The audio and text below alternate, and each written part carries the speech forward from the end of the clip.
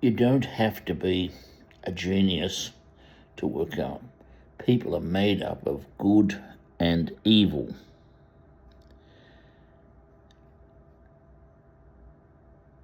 The so-called team of Jackie O and Kyle Sandilands broke up. I've never listened, but I've read about their exploits, and if the descriptions are true, they're a horrendous pair, but they're popular. Unfortunately, their popularity tells us a lot about Australia. If they are so popular, then underneath, Australia is extremely nasty. So they've been on top for a long time. It's not a sudden popularity. Their crudeness, their nastiness, their crassness, all those things that seem to be the case, others describe it, and I'm just reacting, seem to be popular. What's really worrying is people like Albanese go to Kyle Sandilands' wedding. That reinforces this nastiness, and I guess the situation is the money talks. Do anything to bring in the advertising dollars. It's not that Sandilands is just crude and Jackie O his partner in crime. It's that the media utilize this to make money. And a lot of people work in the media and aid this nastiness. Those people that advertise on his show are all part of the problem.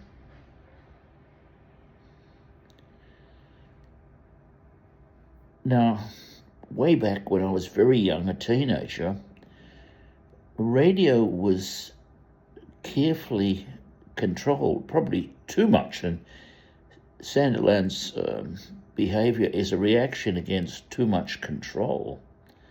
I can remember hearing on a radio program, there was a guy called Howard Craven that was popular, and he ran a teenage program, and someone on the teenage program made a mild criticism of Robert Menzies, the Prime Minister, and Craven was horrified that this person had even expressed something like that. I forget the exact detail. There was a rogue 2UW disc jockey called Ward Pally Austin. He was very popular because he was a rogue, and he once said on radio, get something red hot and throbbing between your legs, get a Honda. Well, that would be mild today. He was taken off air for that for quite a while. Now, the other worrying thing is, and this reflects that our universities and our schools don't really educate. In fact, their popularity indicates we don't educate in any kind of way. The schools are terrible and parents are not educating and bringing up children properly. Now, you can't control individuals, but that's it. But the thing is, the split occurred because Jackie O believes in horoscopes, and they were talking about, I think it was Prince Andrew's horoscope, and Sandilands rightly said, wake up to yourself, this is just junk. But Jackie O, being a particular type of woman, was obsessed with clairvoyance, card reading, and horoscopes. It's quite symbolic, quite insightful that this caused the breakup. And in this particular case, Sandilands was nasty but right. Oh, I'm making that kind of statement, am I? Right. Oh, I should be tolerant, shouldn't I? No. Now,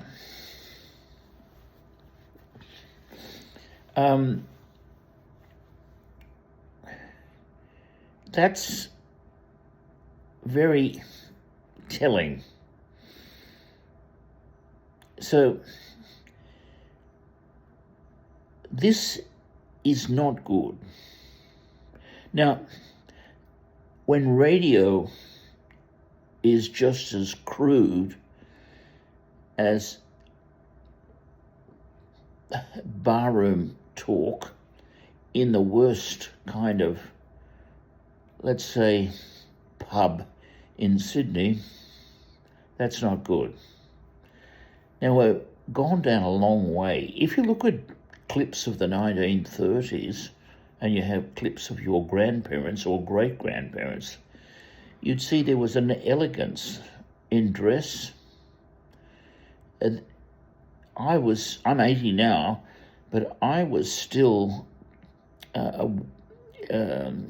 noticing how polite people were to one another in public when I was young.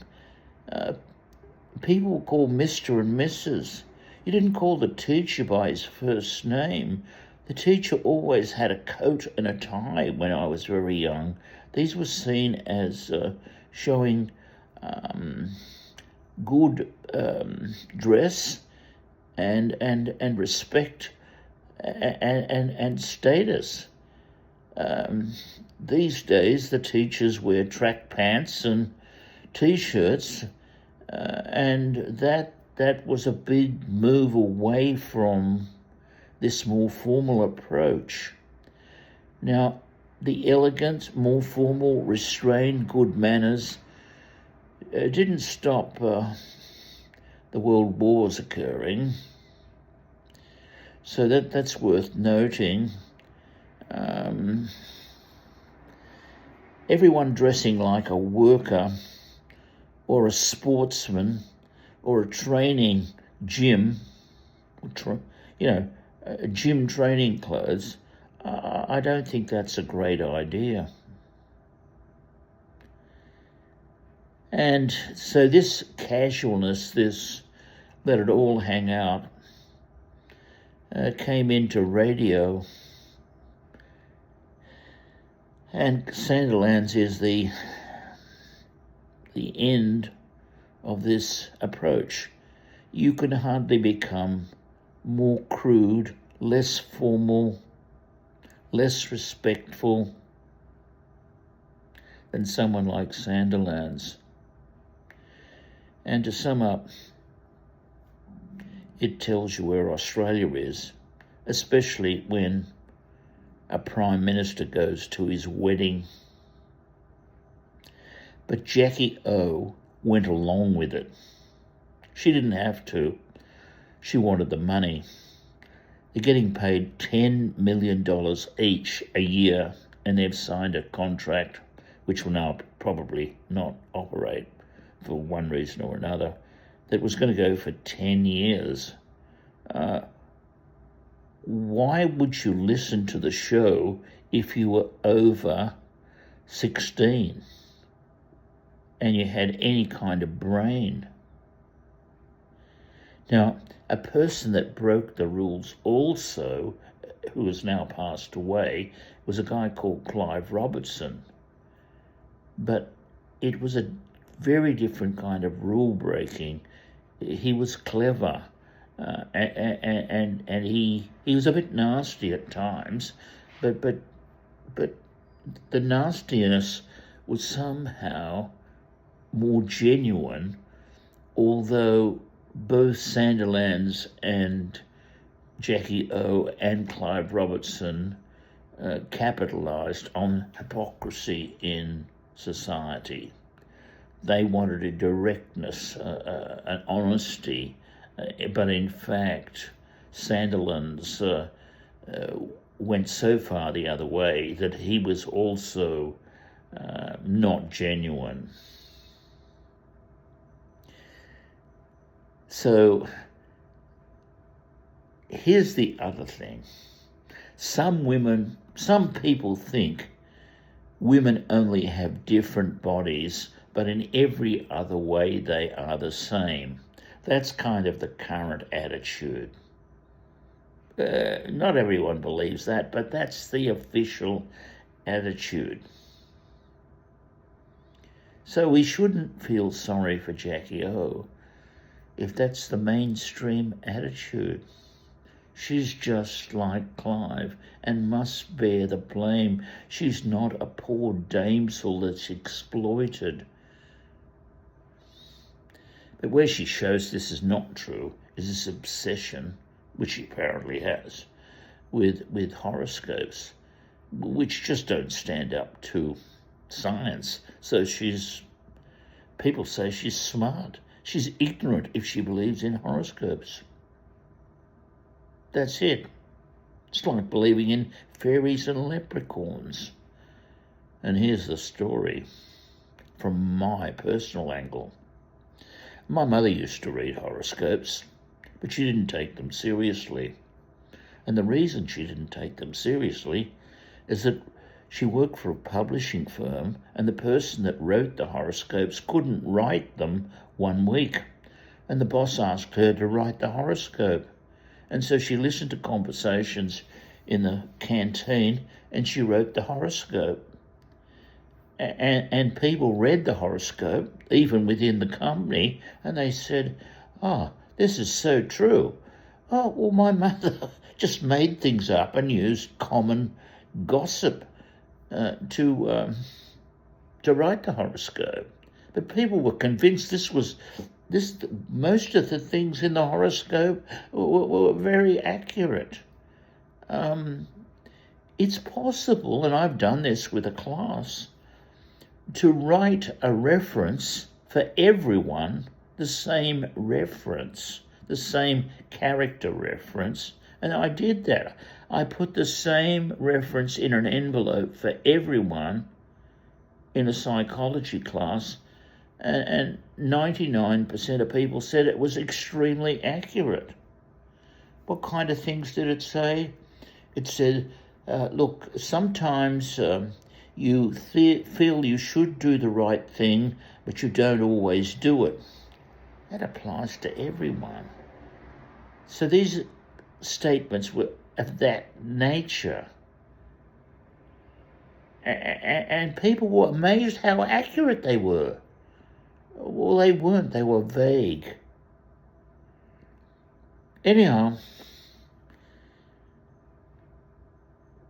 Jackie O and Kyle Sandilands